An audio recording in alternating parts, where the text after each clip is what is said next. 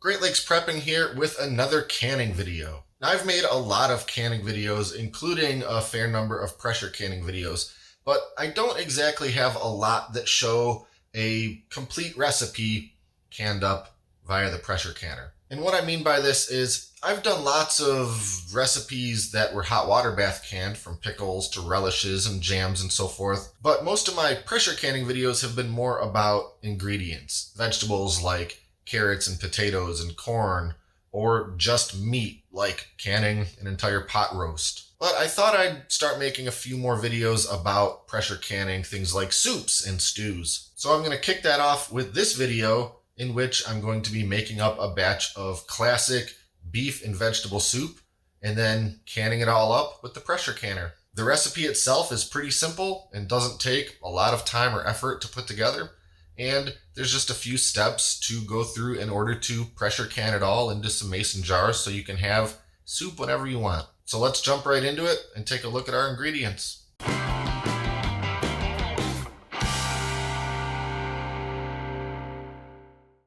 All right, first we've got some beef cubed up into pretty small pieces, and this is actually from a chuck roast. Then some olive oil, some canned diced tomatoes, beef broth, couple of potatoes, couple of yellow onions, couple celery, couple carrots, a cup of frozen peas. And for the seasonings, we've got some sea salt, some Italian seasoning, some thyme, white sugar, black pepper, rosemary, and some marjoram.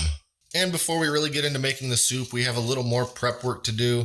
I have to peel the carrots and then cut them up, chop up the onions, chop up the celery, and of course peel and cut up the potatoes. I like my vegetable pieces to be on the small side, but I don't want to go so small that they just turn to mush when they are pressure canned. All right, let's make this soup. First, we're gonna heat up a little bit of olive oil in the medium-sized stock pot. Then we're gonna throw in all that beef and make sure that it's nice and browned. And once that beef is browned, you can either deglaze it with a little bit of the beef broth or, optionally, a splash of red wine. And then we're just going to start adding in all the other ingredients. Tomato, peas, sugar, salt, black pepper, rosemary, Italian seasoning, thyme, marjoram. Now is as good a time as any to add in our beef broth.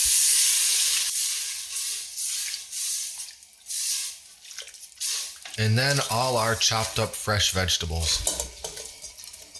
Now we're gonna bring this whole thing up to a boil and then reduce to a simmer and let it simmer for 10 or so minutes. And if you're thinking that's not long enough to simmer, well, that's sort of the point. Since this is going to be pressure canned, all of this soup is essentially going to be cooked at very high temperatures for a little while in the jars in the pressure canner. So we don't necessarily want to overly cook it in the soup pot, so those vegetables are still, a little bit firm by the time they go into the jars and the canner. And while that soup is heating up and doing its thing, I've got my quart-sized jars upside down in my canner. Canner's filled with some water. The purpose of this is to let that water come up to a boil and basically steam sanitize these jars. I could fill the whole thing with water and submerge the jars in it and boil them, but steam sanitizing is going to work just fine. In fact, it's technically considered not necessarily even required anymore to sterilize your jars first if they're going to be canned for long enough, because the very act of canning basically sterilizes them. But I want my jars to be nice and hot when I put this hot soup in it, so I might as well just sanitize them while I'm at it. So we're going to put hot soup in hot jars, and then the water in the canner will still be pretty hot, not boiling, and that way we don't have a big temperature difference from soup to jars to canner, and we don't have that risk of anything cracking, breaking, etc. So we'll pick it up in a few minutes when it's time to start filling up these jars. So using my jar lifter tool, I'm going to carefully bring those hot mason jars over to the counter, keeping in mind, of course, that they are very hot from having been steamed. Now we're ready to start filling these things up. For a chunky soup like this, we want to have basically a mix of 50% solids and 50% liquids. We have to make sure that the heat from the pressure canning process can penetrate all the way in to the middle of the jars and to the middle of the ingredients. And so because of that, we don't want to overcrowd it with only solids. So using my big slotted spoon thingy and probably making a huge mess in the process, I'm going to start filling these jars up with the solids till they're about half full. And I think I may need to switch to a smaller slotted spoon so I don't make such a mess. All right, and now using the ladle, we're going to fill the jars up the rest of the way with liquid. We want to make sure to leave 1 inch of headspace at the top of the jar. I'll start by kind of eyeballing it. 1 inch of headspace is about where the sort of first ridge of the top of the jar is. So we'll use the little headspace measuring and debubbling tool to make sure that we're at about that 1 inch headspace on all the jars. And I think I'm pretty good on these jars with the headspace. So next we're going to take the other end of that little tool and debubble, and that basically just means kind of working it around on the inside of the jar, getting the inside walls of that jar. We're aiming to dislodge any stubborn air bubbles that could be trapped in there.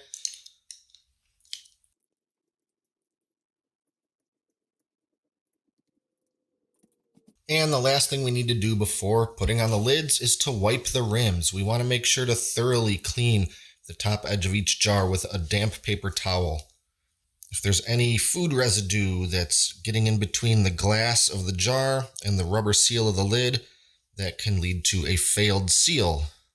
And while I'm at it, because I did make sort of a mess, I'll go ahead and give the threads of the jar a bit of a wipe too, so those bands can screw on there without any kind of obstruction. And now we're going to take our sanitized lids and place them on the jars, followed of course by the metal rings. And we just want to screw these down finger tight. We don't need to fully crank them on there with all our might, just enough that they're not going to go anywhere.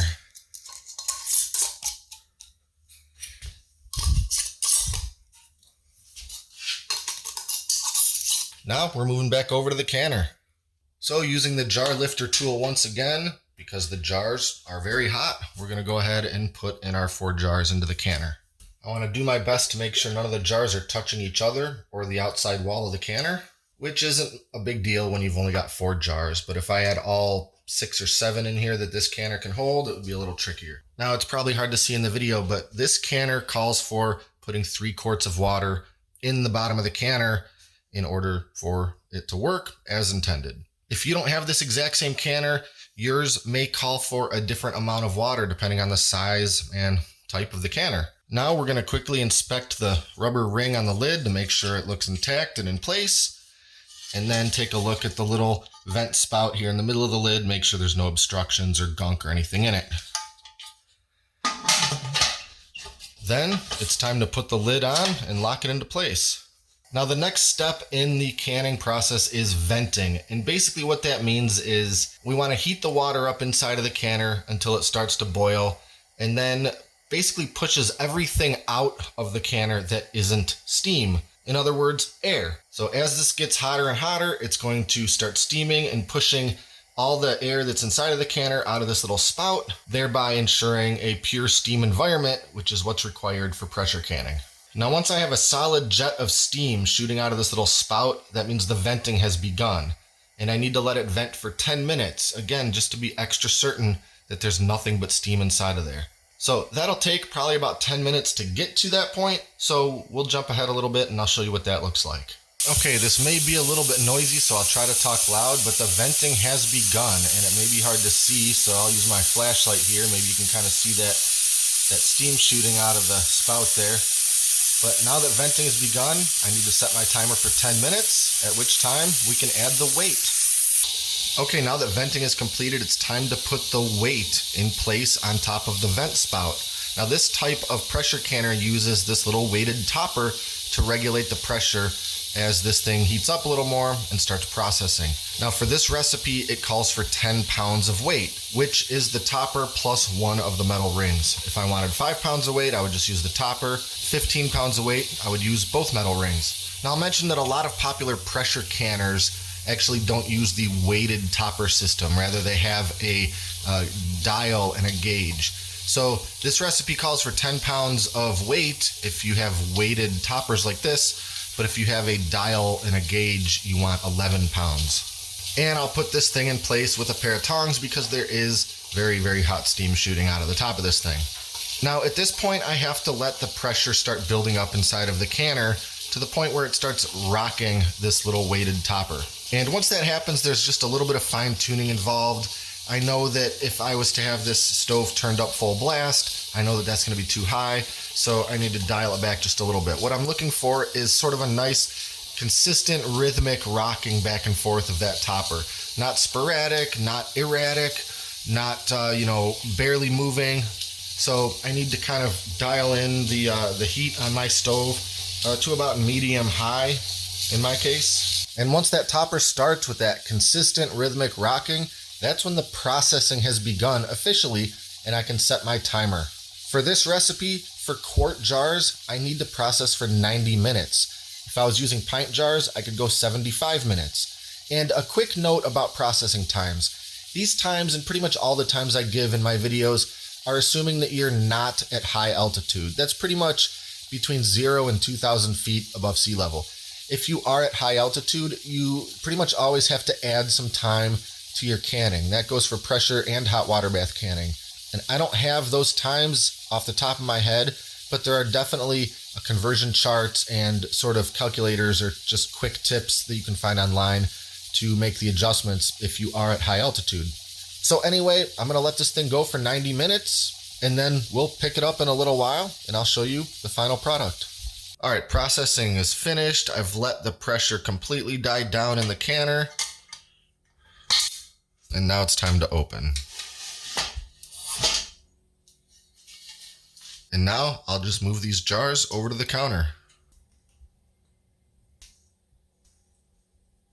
Now all I have to do is let these jars sit here for several hours until they come completely down to room temperature. And over the next little while, I'll expect to hear the lids pop, signifying that they are sealed and the canning was successful. In fact, I already heard one of them pop while it was still in the canner. And as always, if any of the jars don't pop, that is, the lid hasn't been sucked inward and created a solid seal, I have to treat that jar as not shelf stable because the canning was not successful for that particular jar. If all the procedures are followed and you're using good materials, it's pretty rare that a jar seal will fail, but it does happen sometimes, and it sometimes happens to everyone.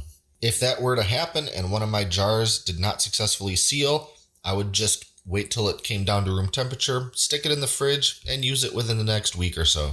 As for the jars which did properly seal, which I hope is all of them, I now have some amazing beef soup that I can put in the pantry and eat whenever I want. Be sure to like and subscribe to stay up to date with all our latest stuff, including future canning videos. Thanks for watching, and until next time, this is Great Lakes Prepping.